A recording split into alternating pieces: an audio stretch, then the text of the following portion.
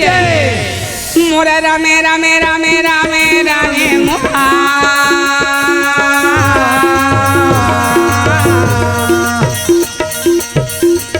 पर बिना बजावा तनारा रे भाई। रागी हाँ जी। ये तीजल कौन चालू करेगा? कौन चालू करे है? सबसे पहली हाँ माता पार्वती है तन चालू करे अच्छा। हमें। आज माता पार्वती भगवान शंकर के साथ में हवेगा। हाँ जी। राजा दक्ष है तेरा हाँ। यज्ञ कहावत हेवे। अच्छा। सब देवता ला नेवता देवत हेवे पर भोला न नेवता नहीं तो दे हे दाई।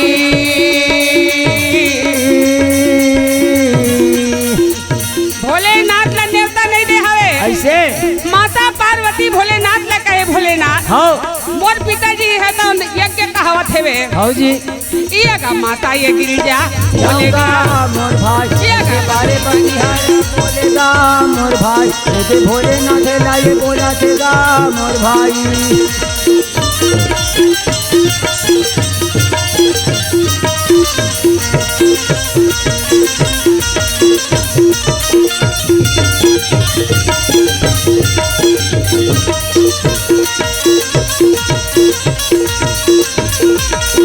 माता ये गिरिजा बोलेगा मोर भाई ये का बड़े ब्राह्मण बोला तेगा मोर भाई। माता पार्वती कहे भोलेनाथ का कहे? आज सब लोग नेवता दे है हाँ जी। अब मोला नेवता नहीं दे है। वाह भाई वाह। तब हो मातारी बाप घर जाए के बड़ा मन लगतेगा। मन लगते जाना चाहिए। नेवता नहीं दे तब हो जाए मन लगते मैं हाँ। मन लगा। शंकर भगवान का थे पार्वती हम अल्लाह नेवता नहीं दे है नहीं दे है। अब बिना निमंत्रण के का करो यज्ञ में जाना शोभा नहीं दे। अच्छा।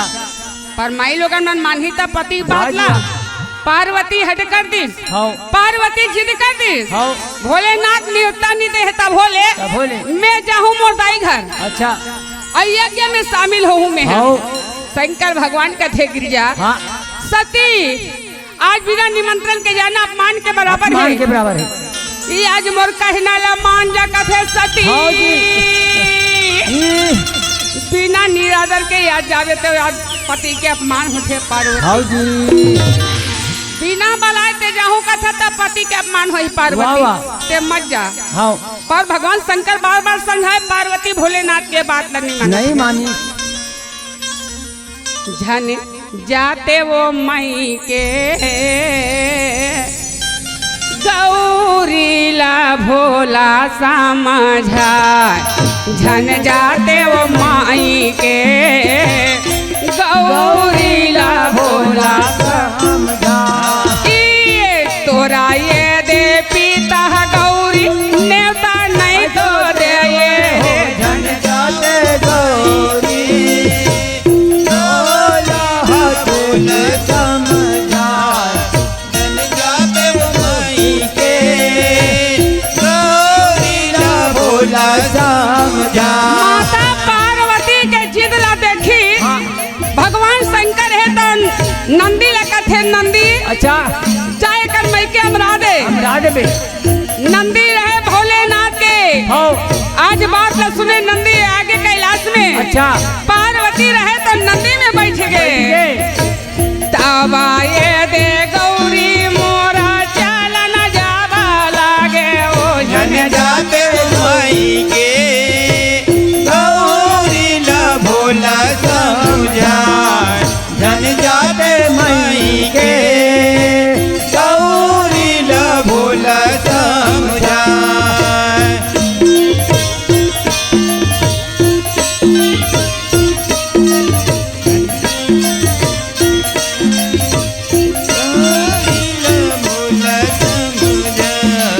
धन जाते वो माई के गौरीला भोला समझा।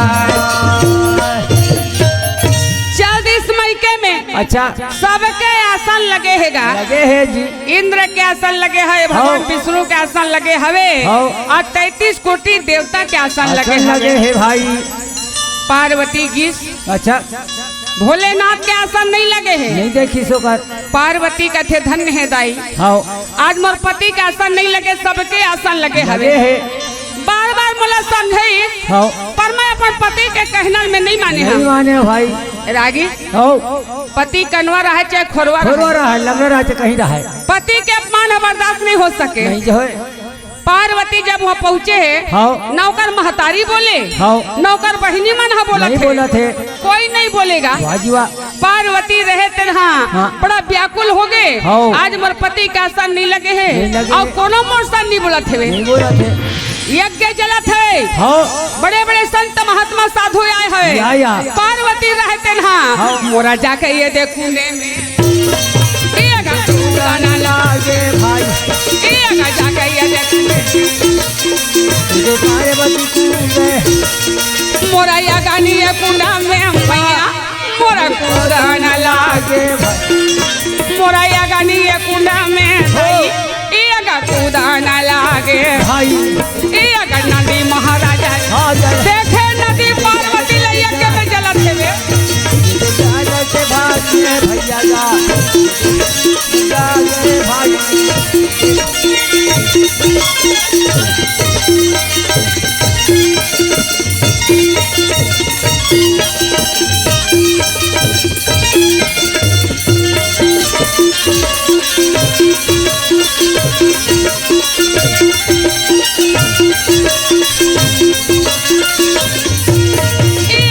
राजा ये जला अरे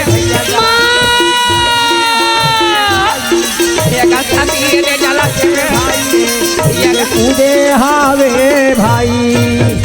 माता सती जब अग्नि में जली देखे 33 कोटि देवता घबरा गए। नंदी महाराज रहे तन देखे वाह। और नंदी रहे तन सती ल जला देखी ता कहाँ करते भोलेनाथ के कैलाश में दौड़े पहुँच गए भाई। हफरा जब गिस हाँ भोलेनाथ का का बात है नदी हफरत आवत था। तेकाबर हफरत आवत हवा हाथ जोड़ के कहे धन्य भोलेनाथ। अच्छा बड़ा नर्थ हो गए। कहाँ नर्थ हो गए जी, का बात हैगा बताना। भोलेनाथ लब कहे महाराज हाँ यज्ञ कुंड में सती जल गई। जल गए। और ये बात सुनी तो शंकर भगवान लिए हाथ में त्रिशूल भोलेनाथ। अच्छा और हाथ में त्रिशूल लेके हाँ तब ये भोला यावना लगे भैया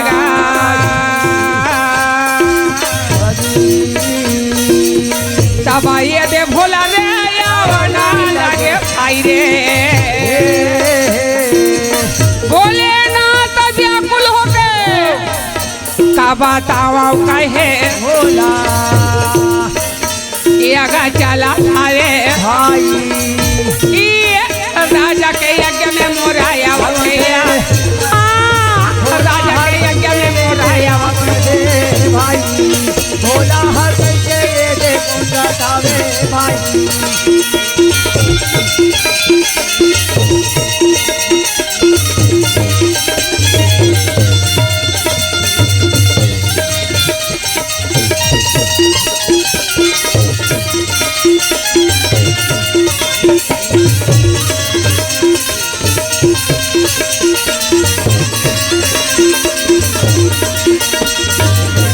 ये दे भोला ये दे चलेगी राजा के यज्ञ में मोरा। राजा दक्ष के यज्ञ में पहुंच गए। शंकर भगवान रहे तनहा व्याकुल होकर जटा फैलाए है। विकराल हो गए। पार्वती के लाश ले खान में।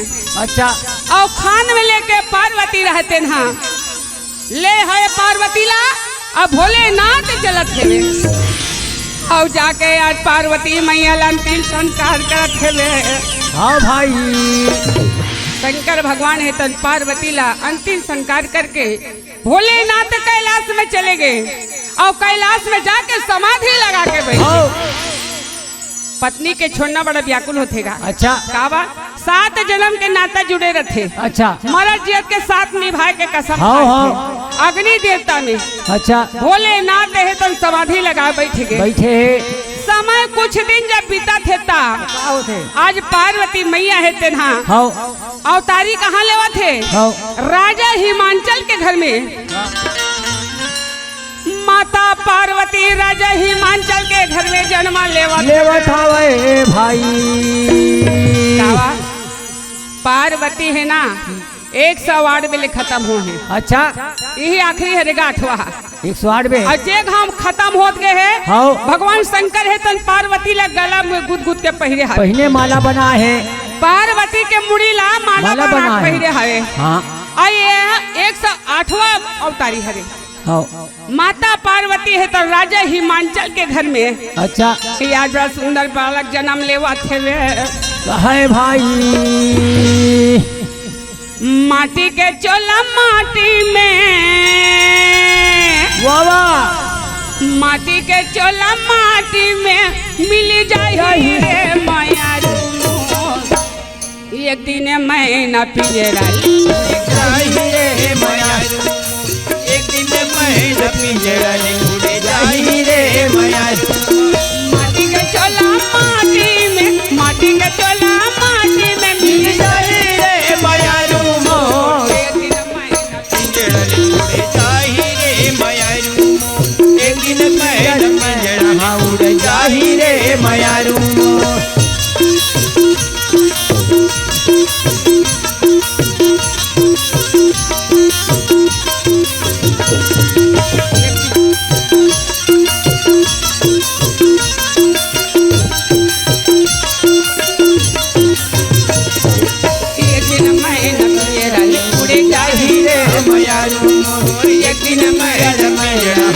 जाही रे मायारू मोर। मार सुंदर पार्वती के जन्म हो गएगा। अच्छा राजा हिमांचल बड़ा आनंद हो गए। हाँ।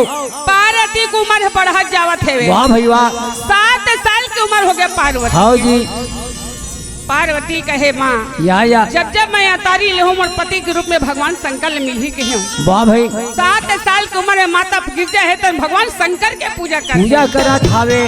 कठिन तपस्या का थे पार्वती रहते। अंजल लती आगे हवे दाई भोलेनाथ के पूजा में लगे हवे। कहे भाई तारी लेना भोला मोला तारी लेना या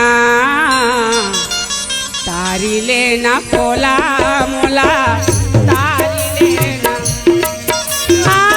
तारी लेना भोला मोला तारी लेना हो तारी लेना भोला मोला तारी लेना हो। ननपन के में हाँ पुजारी आए हाँ तोरे दुआरी। ननपन के में हाँ पुजारी आए हाँ तोरे दुआरी। तारी लेना भोला मोला तारी लेना हो तारी लेना भोला मोला तारी लेना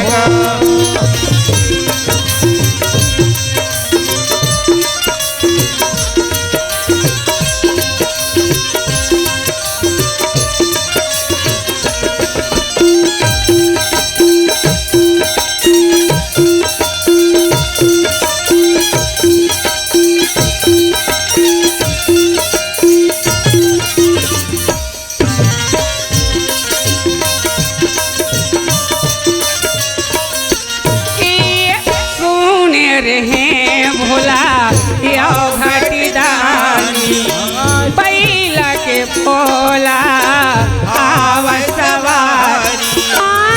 सुने रहे भोला आओ घरदानी बैला के भोला आवा सवारी। तोरी महिमा है बड़े भारी आए हाँ तोरे दुआरी।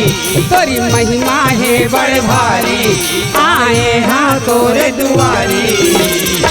तारी लेना भोला मोला तारी लेना तारी लेना भोला मोला तारी लेना तारी लेना तारी लेना भोला मोला तारी लेना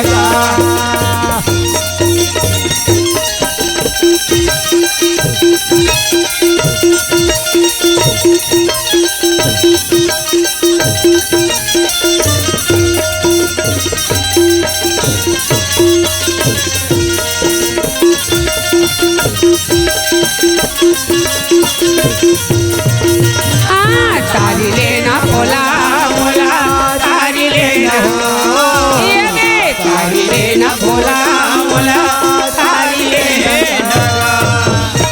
माता पार्वती भगवान शंकर के पूजा का कठिन तपस्या हाँ जी और काबर काबर वही दिल वो तीजा चालू करेगा धीरे चालू करे है तीजा उपास रथे। अच्छा ये पति मन के हरे हाँ पति मन के उम्र आगे बढ़े हाँ लंबा उम्र होए और जब जब पति मिले हाँ। तो अगले जन्म में आज और मिले भोलेनाथ जैसे पति मिले। हाँ माता पार्वती रहे तो तीजा के उपास हवे हाँ जी। अंजल त्यागे हवे और हमन अभी पूजा उपास रथा हाँ एक दिन और रात भल रथा अच्छा और बिहनिया बरखा था अच्छा पर माता पार्वती जब तक से भोलेनाथ नहीं मिले रहे हाँ। तब तक से तीजा उपास चालू जाओ पास में से रागी हाँ आज भोलेनाथ जब पता चली हाँ। हिमाचल के यहाँ हाँ सती जन्म ले ले है हाँ। और सती मोर पाए में पूजा करते हुए अच्छा। तो भगवान शंकर है तो बड़ा आनंद हो गया आनंद है हो जाते बड़ा खुशी मनावत हैगा हाँ जी और वही दिन से ना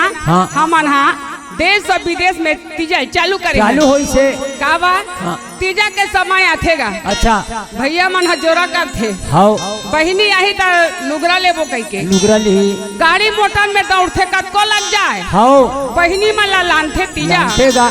और तीजा लान के निर्जला उपास रही था वाह भाई वाह और निर्जला उपास रहता तो काकर पूजा करता काकर पूजा करता बिहनिया जुआ हाँ भोलेनाथ और पार्वती के पूजा करता अच्छा कावा हाँ आज वही पार्वती रहे तन तीजा के उपास ला चालू करे है एक स्थिति भगवान शंकर हाँ। और पार्वती के हमन पूजा मना था वाह जी वाह जब कभी माई लोगन है दाई सब मन है ते भोलेनाथ के पूजा पूजा लगा था वह भाई एकर बात नहीं का शादी शुदा में रह सकते तीजा से बात नहीं है हाँ कुंवारी मन घलो रह सकते हाँ काबा अपन बर मांगे बर हाँ और मैके में जाके तीजा मनाथा नहीं शोभा देखेगा हाँ ससुराल में मनाए के नियम नहीं है हाँ। ये तीजा है मैके में जाके मैके में मनाए जाके।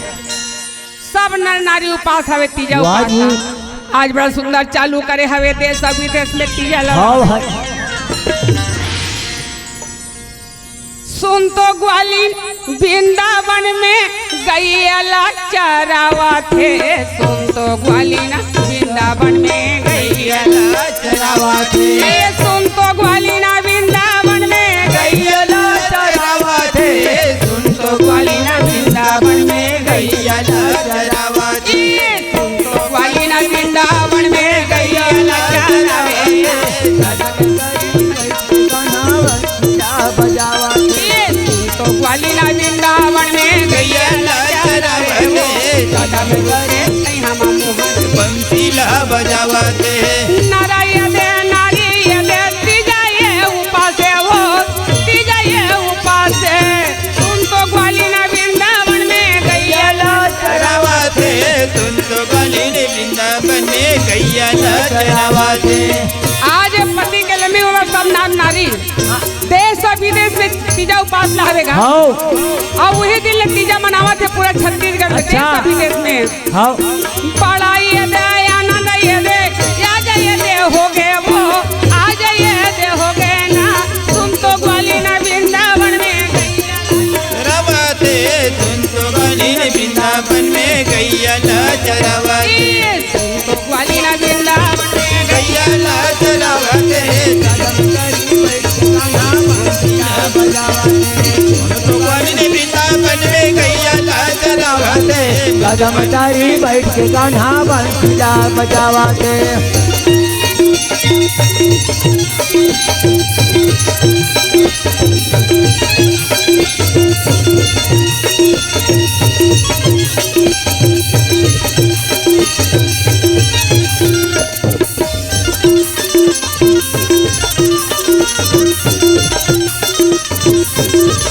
तुम तो ग्वालिन वृंदावन में गैया चढ़ावाते कदम तारी बैठ के कान्हा बंसीला बजावाते तुम तो ग्वालिन वृंदावन में गैया चरावत कदम तारी बैठ के कान्हा बंसीला तीजा को पास खत्म हो गएगा अच्छा अब बिहान दिन लुगरा कपड़ा धरी तहन का कहते कथे कथे अब हम जाबो भैया हाँ कावर हमरो घर डाल सुनना है हाँ खेत खार के दिन है तीजा हम मना के तक घर के सुरता थे हाओ हाओ और सुंदर तीजा मना के तब भैया मन सब अमराल जावत हवे। अच्छा जी जय जगदम्बा ला प्रणाम, दुर्गा मैया ला प्रणाम।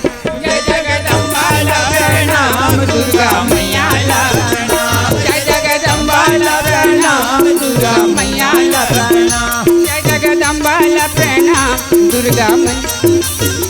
भोले बाबा ला प्रणाम, गिरिजा मैया ला प्रणाम। भोले बाबा ला प्रणाम, गिरिजा मैया ला प्रणाम। डमरू वाले ला प्रणाम, गिरिजा मैया ला। डमरू वाले ला प्रणाम, दुर्गा मैया ला प्रणाम। भोले बाबा ला प्रणाम, डमरू वाले ला प्रणाम, दुर्गा मैया ला प्रणाम, जय मैया ला प्रणाम।